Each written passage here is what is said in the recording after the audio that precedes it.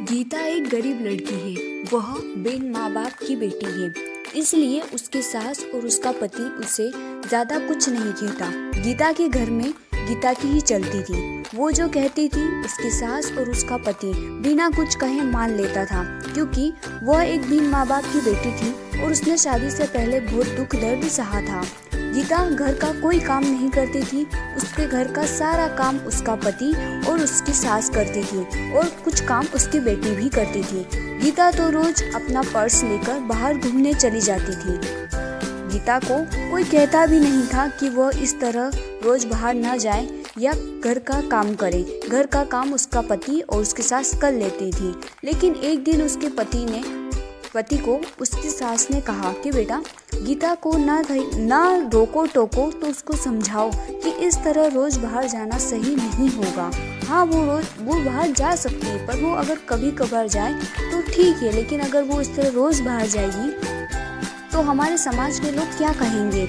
ये सब सुन के गीता का पति बहुत परेशान रहने लगा। उसे समझ ही नहीं आता था कि वो करे तो क्या करे। अगर वो गीता को कुछ कहता था तो गीता नाराज हो जाती। उसे समझ ही नहीं आता कि वो करे तो क्या करे। वो गीता को कुछ ज्यादा बोल भी नहीं सकता था और वो ना ही माँ की बात टाल सकता था। इसी तरह गीता रोज अपने ससुराल वालों को कुछ न कुछ कहती रहती। घर में कुछ भी करना हो गीता की ही चलती थी। वो अपने पति और अपनी सासू को बहुत बातें सुनाती थी। अगर उनसे कोई काम ठीक से नहीं होता तो भी वे उन्हें डांट लगाती थी। फिर भी उसका पति और उसकी सास चुपचाप उसकी सारी बातें सुनते रहते थे, ये सोचकर कि कभी न कभी गीता को एहसास होगा कि वो जो व्यवहार करती है वो सही नहीं है। हम उसे लाड़ प्यार करते हैं, इसका मतलब ये नहीं कि वो हवा में उड़ने लगे।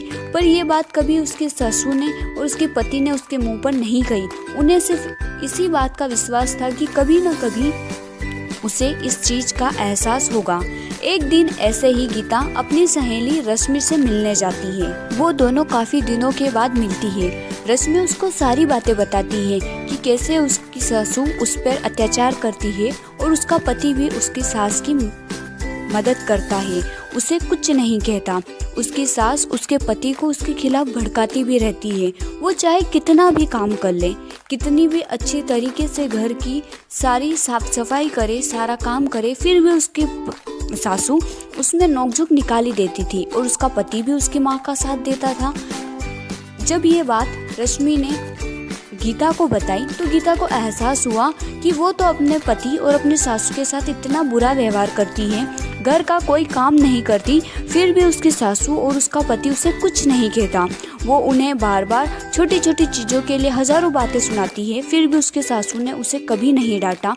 ये सुनकर गीता को अपनी गलती का एहसास होता है और वह घर जाकर अपनी सासू के सामने रोने लगती है।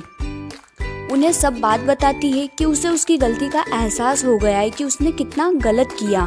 तब उसकी सास उसे कहती है कि बेटा रो मत, हमें विश्वास था कि तुम्हें एक न एक दिन अपनी गलती का एहसास होगा और तुमने गलती चाहे कैसी भी की हो, लेकिन तुम्हें अपनी गलती का एहसास हो गया, बस यही बड़ी बात है। अब हम सब साथ मिलकर हंसी खुशी रहेंगे। तुम बिल्कुल शौक मत मनाओ, क्योंकि हमें पूरा भरोसा था कि तुम एक अच्छी लड़की हो और तुम्हें एक न एक दिन अपनी गलती का एहसास जरूर होगा। इसके बाद गीता और उसका परिवार साथ मिलकर हंसी खुशी रहने लगा। वो सब मिलकर सारा काम करते और हंसी खुशी जीवन यापन करते। अगर आपको स्टोरी अच्छी लगी हो तो वीडियो को लाइक और चैनल को सब्सक्राइब जरूर करें। इसी तरह के ग्रीन इफेक्ट वाले वीडियो के लिए यह स्टोरी कार्टून वीडियो आप अपने वीडियो पर यूज़ कर सकते हैं। इसमें कोई कॉपीराइट नहीं आएगा। हाँ, मेरी जो इसमें आवाज़ है, मेरा जो साउंड है, मेरा जो म्यूज़िक है, उसको आप हटा दीजिएगा, या तो अपना रिकॉर्ड करके उसमें डाल दीजिएगा या फिर कोई म्यूज़िक ऐड कर दीजिएगा, तो उसमें कॉपीराइट नहीं आएगा। आप सभी